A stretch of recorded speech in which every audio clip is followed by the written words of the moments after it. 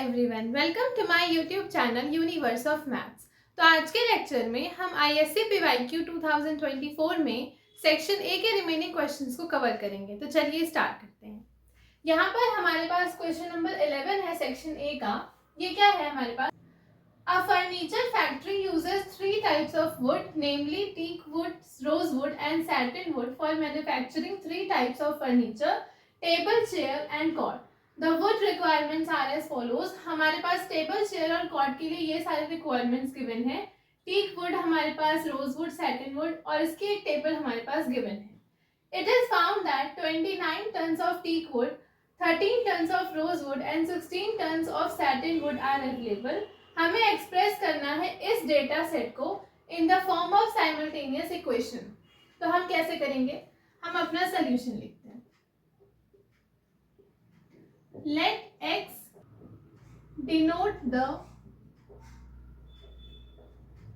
Number of, सबसे पहले हमारे पास टेबल है तो हम मान लेते हैं कि let x denote the number of table.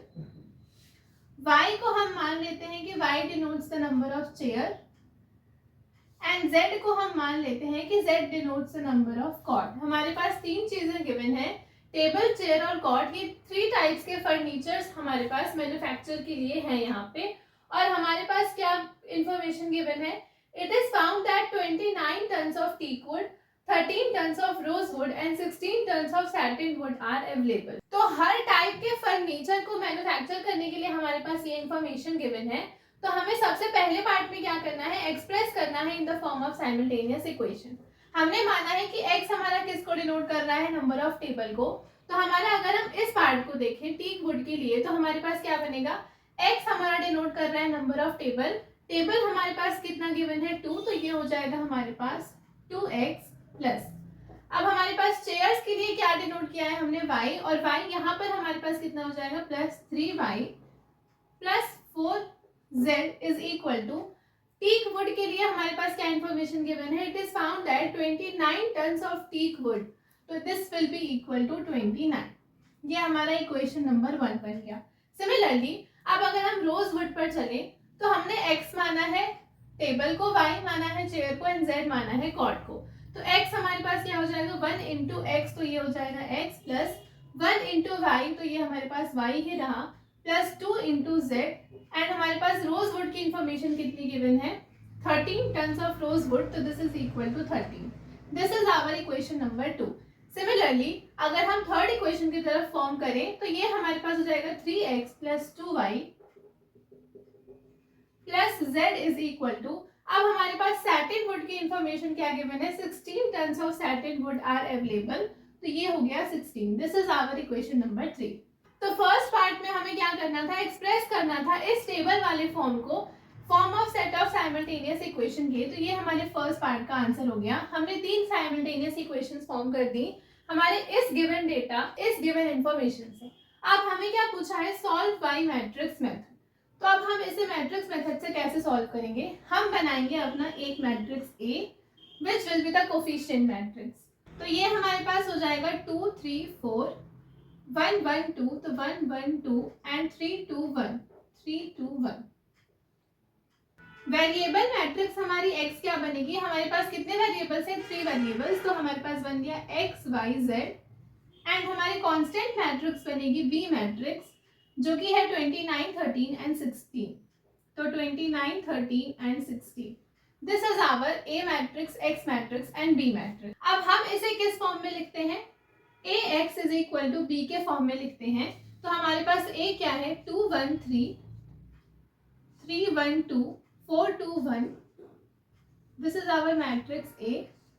x y z हमारी मैट्रिक्स x है and this will be equal to matrix B, जो कि है 29 13 एंड 16। अब हमें क्या करना है? सेकेंड पार्ट में हमें सॉल्व करना है by matrix method and then हमें फाइंड करना है number of table, chair, cot produce. मतलब हमें x y z की वैल्यू फाइंड करनी है और इसे मैट्रिक्स मेथड से सॉल्व करके हमें x y z को निकालना है। तो हम अपने सोल्यूशन को करेंगे, हम इस पार्ट को रब करते हैं। अब हमें इसे मैट्रिक्स मेथड से सॉल्व करना है, तो सबसे पहले हम डिटर्मिनेंट ऑफ a निकालेंगे। तो डिटर्मिनेंट ऑफ a हमारे पास क्या होगा? मैट्रिक्स a हमारे पास a है, तो डिटर्मिनेंट ऑफ a हो जाएगा 2 इंटू 1 1 1 माइनस 2 2 4, तो 1 माइनस 4 -3 इंटू 3 के करेस्पॉन्डिंग हमारी कॉलम और रो डिलीट हो गई, तो 1 1 ज़ा 1 -3 2 ज़ा 6 एंड प्लस हमारे पास है 4 इंटू इसके corresponding column and row delete हो गई, तो 2 1 ज़ा 2 एंड 3 1 ज़ा 3, तो ये हमारे पास क्या निकल कर आ गया 2 इंटू -3 इंटू -5 प्लस 4 इंटू -1, ये हमारे पास आ गया -6 प्लस 15 -4 -10 प्लस 15, हमारे पास डिटर्मिनेंट ऑफ ए क्या निकल करके आ गया 5। So this is not equal to 0, तो हमारे पास ए क्या है, ए इज नॉन सिंगुलर, तो हम यहां लिखेंगे the system has a unique solution, the system has a unique solution, जिसे हम कैसे लिखेंगे x is equal to A inverse B. अब हमें क्या फाइंड करना है, ए इनवर्स, तो ए इनवर्स फाइंड करने के लिए सबसे पहले हमें एडजॉइंट ऑफ ए निकालना होगा, और हमारे पास डिटर्मिनेंट ऑफ ए है, तो हम एडजॉइंट ऑफ ए निकालेंगे।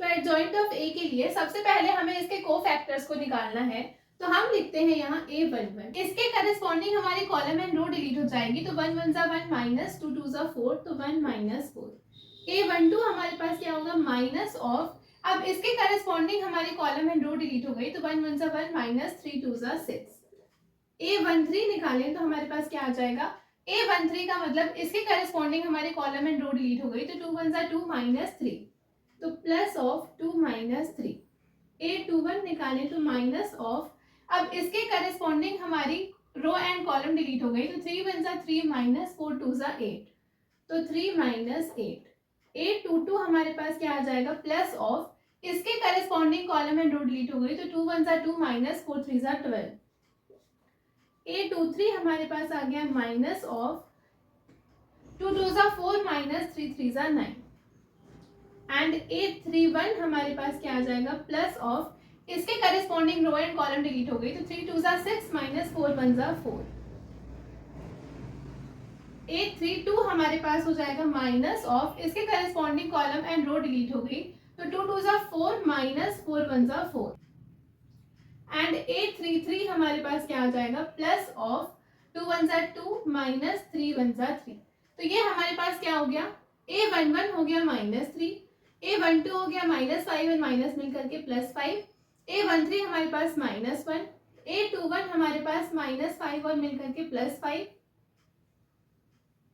a22 हमारे पास -10, a23 हमारे पास 5, a31 हमारे पास 2, a32 हमारे पास 0 एंड a33 हमें मिल गया -1।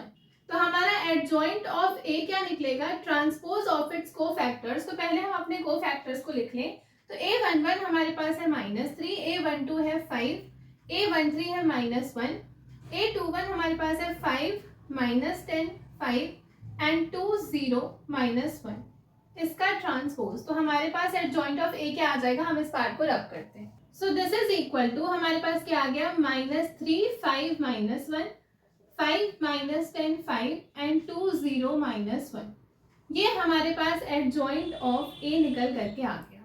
अब हमें क्या फाइंड करना था, ए इनवर्स बी, हम यहाँ लिखते हैं ए इनवर्स हमारे पास होता है 1 determinant of A into adjoint of A, तो ए इनवर्स हमें क्या मिल जाएगा 1 डिटर्मिनेंट ऑफ ए हमारे पास 5 निकल करके आया है, तो 5 इंटू हमारा एडजॉइंट ऑफ ए मैट्रिक्स ये है विच इज -3 5 -1 5 -10 5 एंड 2 0 -1, तो हमारे ए इनवर्स की वैल्यू क्या निकल करके आ गई दिस। अब हमें क्या फाइंड करना है, x is equal to A inverse B, तो हम इस पार्ट को रब करते, अब हमारे पास है x is equal to A inverse B, तो हमारी x मैट्रिक्स क्या बनी थी, वेरिएबल मैट्रिक्स जो कि x y z थी, तो हम यहाँ लिखते हैं अपने x की value matrix x y z, this is equal to A inverse B, तो ए इनवर्स की वैल्यू हमारे पास क्या आई है 1/5 into matrix -3 5 -1 5 -10 5 and 2 0 -1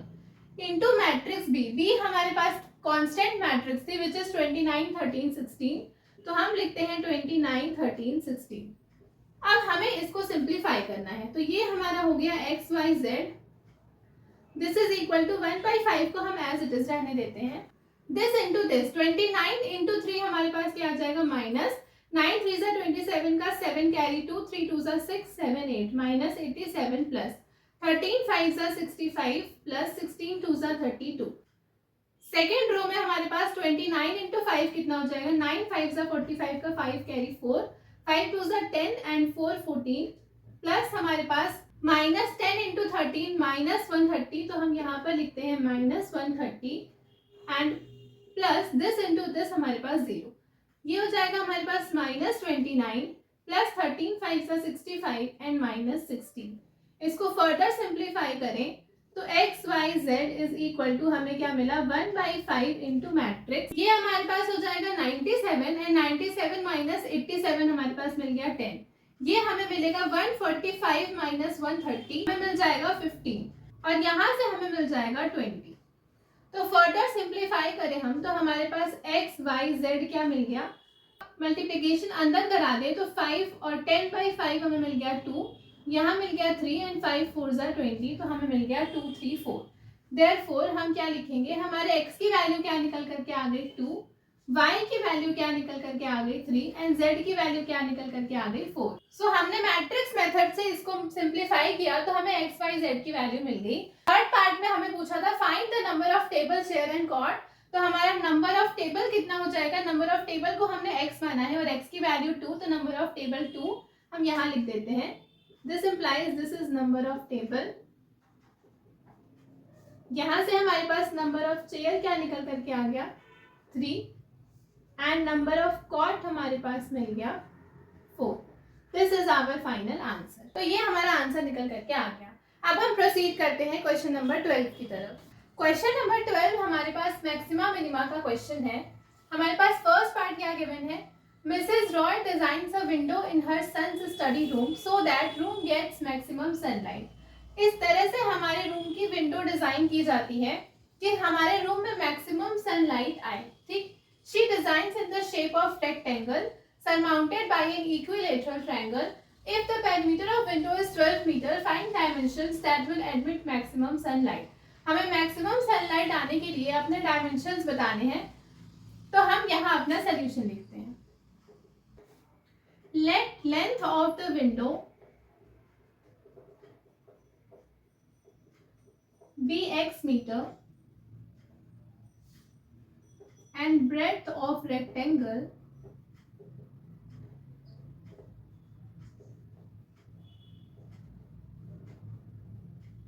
B Y metre. Diagram क्या गिवन है, हमें डायग्राम कुछ इस तरह से गिवन है। हमने माना कि हमारे लेंथ क्या है x मीटर है and breadth of this rectangle is y metre. तो हमारे पास इंफॉर्मेशन क्या गिवन है, इसके अंदर हमारे पास इंफॉर्मेशन गिवन है कि perimeter of window is 12 metre. इस पूरे विंडो के पेरीमीटर हमारे पास 12 मीटर है, तो अगर ये x है तो हमारे पास ये भी x होगा एंड ये हमारे पास एक इक्विलेटरल ट्रायंगल है, तो हमारे पास ये भी x आ गया, ये भी x आ गया एंड दिस इज ब्रेड, तो ये हमारे पास y हो गया। हम इसको रब करते हैं। हमें क्या गिवन है कि पेरीमीटर इज 12 मीटर, तो यहाँ से अगर हम अपना पेरीमीटर निकालें तो क्या हो जाएगा x plus Y plus X plus X plus Y. तो हमारे पास x कितने टाइम्स है 3 टाइम्स, तो हम लिखेंगे 3x प्लस y हमारे पास 2 टाइम्स है, तो ये हमारी पेरीमीटर निकल करके आएगी इस विंडो की x प्लस, हमने सारे साइड का सम कर दिया एंड हमारे पास पेरीमीटर किसके इक्वल गिवन है 12 मीटर के। So this is equal to 12।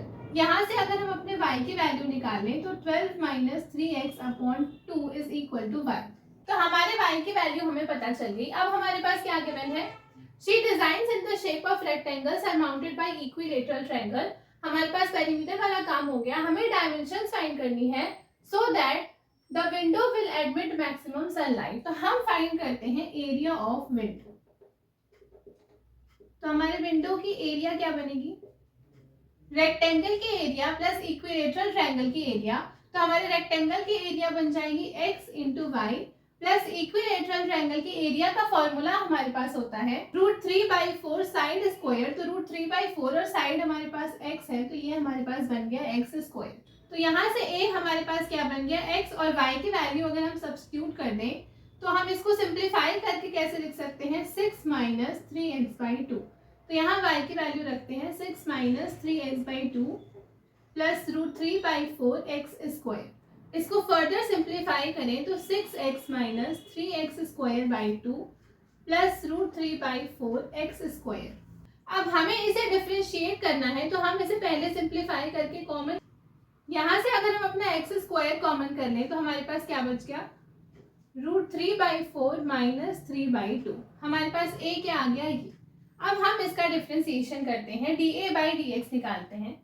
हम इस पार्ट को रब करते हैं तो हमारे पास dA/dx क्या आएगा, हमने इसको x के रिस्पेक्ट में डिफरेंशिएट किया तो 6x का डिफरेंशिएशन हमारे पास आ जाएगा 6 प्लस इसका डिफरेंशिएशन हमारे पास क्या होगा, ये टर्म कांस्टेंट है तो हमारी एज इट इज, तो √3/4 माइनस 3/2 हमारे पास एज इट इज रहा और x² का डिफरेंशिएशन हमारे पास आ गया 2x। अब फॉर मैक्सिमम मिनिमम हम क्या करेंगे, इसको इक्वेट कराएंगे 0 से। तो जब हमने किया dA/dx इज इक्वल टू 0 तो हमें क्या मिला, 6 plus 2x into √3/4 minus 3/2 is equal to 0। यहाँ से अगर हम अपने x की वैल्यू निकालें तो हमें क्या मिलेगा, 2x into √3/4 minus 3/2 is equal to -6। So this implies, ये हमारे पास हो गया x इंटू, इसको हम सिंप्लीफाई कर लें तो एलसीएम 4, यहाँ हो जाएगा हमारे पास √3 एंड यहाँ हो जाएगा हमारे पास 6 इज इक्वल टू -3। तो हमारे पास यहाँ से x की वैल्यू क्या निकल करके आ गई, -12/√3 माइनस 6। यहाँ से हम माइनस साइन को कॉमन ले लें तो ये मिल गया 12/6 माइनस √3। x की वैल्यू हमारे पास ये आ गई 12/6 माइनस √3। अब हम इसका सेकेंड डेरिवेटिव फाइंड करेंगे, d2a/dx²। तो हमारे पास dA/dx क्या आया है, दिस, तो हम यहाँ रब करके फाइंड करते हैं d2a/dx²। तो हमारे पास d2a/dx² सेकेंड डेरिवेटिव क्या निकलेगा, इसका डिफरेंशिएशन 0, ये टर्म हमारे पास कांस्टेंट है तो एज इट इज, तो 2 इंटू √3/4 माइनस 3/2। हमारे पास 2 इंटू दिस टर्म कांस्टेंट है तो एज इट इज x का differentiation 1।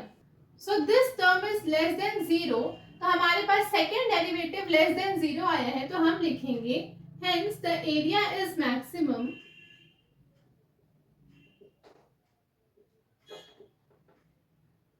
at x is equal to 12/6 minus √3। इस पॉइंट पर हमारी एरिया क्या हो जाएगी, मैक्सिमम, क्योंकि हमारा सेकेंड डेरिवेटिव लेस देन 0 आया है, हेंस हमारा area is maximum at this point. अब हमारे पास ये जो पॉइंट निकला है x is equal to this, इस पॉइंट पर हम अपने y की वैल्यू निकालेंगे, वो हमारे डायमेंशंस बन जाएंगी हमारी विंडो। बस y क्या निकल करके आया था, y is equal to 12 minus 3x/2 और x की वैल्यू ये आई है हमारे पास, तो हम इसमें सब्स्टिट्यूट करेंगे। हम इस पार्ट को रब करते हैं तो हमारा y क्या बनेगा, y इज इक्वल टू, इसको सिंप्लीफाई करने पर हमें मिला था 6 माइनस 3x/2, तो 3/2 हमारा एज इट इज रहा और x की जगह हमने पुट किया 12/6 माइनस √3। इसको सिंप्लीफाई करें तो ये हो जाएगा हमारे पास y is equal to 6 minus 6 3 18/6 minus √3। इसको फर्दर सिंप्लीफाई करें तो हमारे पास एलसीएम हो जाएगा 6 माइनस √3 एंड यहाँ हमारे पास आ गया 6 6 36 माइनस 6 √3 माइनस 18। इसको फर्दर सॉल्व करें, 18 माइनस 6 √3/6 माइनस √3। तो हमारे x की वैल्यू ये आई है एंड y की वैल्यू ये आई है, तो हम क्या लिखेंगे, hence dimensions of window b, x की वैल्यू हम लिख देंगे 12/6 माइनस √3 मीटर एंड y की वैल्यू हमारे पास क्या निकल करके आई है, 18 minus 6 √3/6 minus √3 metre. This is our final answer. ये दो डायमेंशंस हमारी निकल करके आ गई, this is our final answer. हमें पूछा था find the dimensions for which the window admits maximum sunlight, तो हमारे x और y के ये डायमेंशंस निकल करके आए हैं, for which the window admits maximum sunlight. So this is our final answer. अब हम प्रोसीड करते हैं अपने सेकेंड पार्ट की तरफ, हम इस पार्ट को रब करते हैं। अब सेकेंड पार्ट में हमें क्या गिवन है, Sumit has bought a closed cylindrical dustbin. It has a volume of 20 pi cubic centimeter. और हमारे पास ये डायग्राम गिवन है। फर्स्ट पार्ट में हमें क्या करना है, एक्सप्रेस करना है h को इन टर्म्स ऑफ r। तो हम अपना सोल्यूशन लिखते हैं। हमारे पास क्या गिवन है, volume of close cylindrical dustbin given है दिस, तो हम लिखते हैं वॉल्यूम ऑफ सिलेंडर हमें गिवन है 20 pi centimetre cube.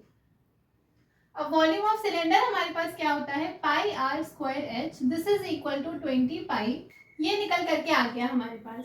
First part में हमें पूछा है express H in terms of R, तो एच हमारा यहाँ से क्या निकलेगा, एच हमारा हो गया 20 अपॉन आर स्क्वायर, तो H in terms of R हमारा निकल करके आ गया 20 upon R square. This is our first part. अब सेकेंड पार्ट में हमें पूछा है prove that the total surface area of dustbin is equal to this, तो हम लिखते हैं अपना second part, total surface area of cylinder हमारे पास क्या होता है, total surface area of cylinder होता है हमारे पास 2 pi R H plus 2 pi R square. यहाँ से अगर हम अपने एच की वैल्यू को सब्स्टिट्यूट कर दें तो हमें क्या मिल जाएगा 2 पाई आर, और एच की जगह हमने क्या पुट कर दिया 20 अपॉन आर स्क्वायर, तो ये हो जाएगा हमारा 20 upon R square plus 2 pi R square, तो ये हमारे पास क्या निकल करके आ गया 2 पाई आर स्क्वायर प्लस इस आर से ये आर कैंसिल हो गया, 22 सा हमारे पास मिल गया 40 पाई अपॉन आर, तो हमारा टोटल सरफेस एरिया क्या निकला दिस। और हमें क्या शो करना था कि हमारा टोटल सरफेस एरिया जो डस्टबिन की निकल करके आ रही है this is 2 pi R square plus 40 pi upon R, तो हमने अपने दो पार्ट्स को शो कर दिया। फर्स्ट पार्ट में हमने वॉल्यूम ऑफ सिलेंडर गिवन था, यहाँ से हमें एच को आर के टर्म्स में एक्सप्रेस करना था, so this is our answer. Second part का आंसर हमारा ये निकल गया। अब हमें क्या बोला है, the cost of painting the base and top is 2 per centimetre square and the cost of painting curved side is ₹25 per centimetre square. तो हमें फाइंड करना है total cost in terms of R. हमें क्या गिवन है, cost of painting the base and top, मतलब ये वाले पार्ट को पेंट करने का कॉस्ट हमें क्या गिवन है ₹2 पर सेंटीमीटर स्क्वायर। हम लिखते हैं अपना third part, cost of painting हमें कैलकुलेट करना है, तो कॉस्ट ऑफ पेंटिंग हमारे पास क्या हो जाएगी, इसकी एरिया हमारे पास पाई आर स्क्वायर, इसकी हमारे पास पाई आर स्क्वायर मिलकर के 2 पाई आर स्क्वायर, और हमारे पास बेस एंड टॉप को पेंट करने का प्राइस दिया है 2, तो हम इसमें मल्टीप्लाई करेंगे 2, तो 2 into pi R square plus, अब हमारे पास क्या गिवन है, cost of painting curved side हमारे पास ये निकल करके आया है, इसको पेंट करने का कॉस्ट है 25 पर सेंटीमीटर स्क्वायर, तो हम लिखेंगे 25 इंटू 40 पाई अपॉन आर, ये हमारी कॉस्ट ऑफ पेंटिंग निकल करके आएगी। इसको फर्दर सिंप्लीफाई करें तो हमें मिल गया 4 pi R square plus 1000 pi upon R. अब हमें क्या गिवन है, find total cost in terms of R, तो हमारे पास आर के टर्म्स में ये टोटल कॉस्ट निकल करके आएगी, तो सी आर हमारे एक आर का फंक्शन बन गया दिस। अब फॉर मैक्सिमम एंड मिनिमम हम क्या करेंगे, इसे डिफरेंशिएट करेंगे, तो हम करेंगे डी अपॉन डी आर, तो ये हमें क्या मिलेगा, आर के रिस्पेक्ट में हमने डिफरेंशिएट किया, तो ये हमारे पास 4 पाई एज इट इज रहा, आर स्क्वायर का डिफरेंशिएशन 2r प्लस हमारे पास इसका डिफरेंशिएशन क्या हो जाएगा 1000 पाई हमारा कांस्टेंट रहा, और 1 अपॉन आर का डिफरेंशिएशन -1 अपॉन आर स्क्वायर होता है, सो ये हमारे पास डी बाई डी आर क्या निकल करके आ गया 4 2 8 पाई आर, ये हो जाएगा -1000 पाई अपॉन आर स्क्वायर। अब हम इसे 0 से इक्वेट करा के अपने आर की वैल्यू निकालेंगे, तो हम इसे 0 से इक्वेट कराए तो हमें क्या मिलेगा 8 pi R minus 1000 pi upon R square is equal to 0। यहाँ से हमारे पास हो गया 8 pi R cube minus 1000 pi is equal to 0, तो हमारे पास पाई आर क्यूब क्या आ गया 1000 पाई अपॉन 8। यहाँ से हम आर क्यूब की वैल्यू निकालें तो 1000 पाई अपॉन 8 पाई, यहाँ से पाई और पाई कैंसिल हो गया, आर की वैल्यू हमें क्या मिल जाएगी 10/2, this will be equal to 5 centimetre. हमारा आर रेडियस जो है वो हमें 5 सेंटीमीटर मिल गया। अब हम इसका डबल डिफरेंशिएशन करेंगे, तो हम लिखते हैं d2c upon D R square, हम इस पार्ट को रब करते हैं, तो हमारे पास d2c upon D R square क्या निकल करके आएगा, इसका डबल डिफरेंशिएशन किए तो 8 पाई कांस्टेंट है तो एज इट इज रहा, आर का डिफरेंशिएशन 1 माइनस 1000 पाई हमारा कांस्टेंट है, और इसका डिफरेंशिएशन हमारे पास क्या निकल करके आ जाएगा -2 अपॉन आर क्यूब, तो हमें d2c upon D R square क्या मिल गया 8 pi plus 2000 pi upon R cube. अब ये वैल्यू हमारी रेडियस 5 सेंटीमीटर पे क्या होगी, this value will be greater than 0। इसका मतलब क्या हो गया, हम लिखेंगे हेंस कॉस्ट इज मिनिमम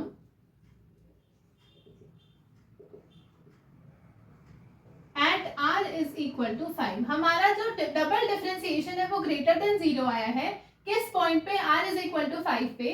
तो हमारा कॉस्ट क्या होगा, cost is minimum at radius is equal to 5 centimetre. तो हमारा कॉस्ट इस पॉइंट पर मिनिमम आएगा। अब हमें पूछा है calculate the minimum cost for painting the dustbin. तो हमारा कॉस्ट क्या निकलेगा, हम यहाँ लिखते हैं minimum cost CR is equal to, हमें क्या गिवन था, 4 pi r square plus 1000 upon r into pi. तो हम यहाँ r की वैल्यू पुट करेंगे, तो 4 पाई, r की जगह हम 5 पुट करेंगे, तो 5 5 25 प्लस 1000 पाई अपॉन 5। तो ये हमारे पास क्या आ गया, 25 4 100 पाई प्लस ये हमारे पास कितना आ गया, 5 से इसको कैंसिल करेंगे तो हमारे पास आ जाएगा 200 pi, which comes out to be 300 pi. Pi की वैल्यू पुट कर दें अगर हम, तो पाई की वैल्यू 22/7। तो हमारी इसको कैलकुलेट करने पर जो भी अप्रॉक्स वैल्यू आएगी rupees this will be our final answer. हमें क्वेश्चन में पूछा था express H in terms of R, तो हमने उसे एक्सप्रेस कर दिया। देन हमें total surface area of dustbin को शो करना था कि this is this. Third part में हमसे पूछा था the cost of painting the base and top is इतना and the cost of painting curve side is इतना। तो इससे हमने अपना कॉस्ट फंक्शन बना लिया एंड देन हमें पूछा है टोटल कॉस्ट फाइंड करना है हमें टर्म्स ऑफ आर में for painting the outer surface including base and top and then calculate the minimum cost. तो हमने इसको डिफरेंशिएट किया, हमने अपने r की वैल्यू निकाली 5 सेंटीमीटर, देन हमने इसको डबल डिफरेंशिएट करके इस पॉइंट पर चेक किया तो हमारी वैल्यू क्या आ रही है, ग्रेटर देन 0।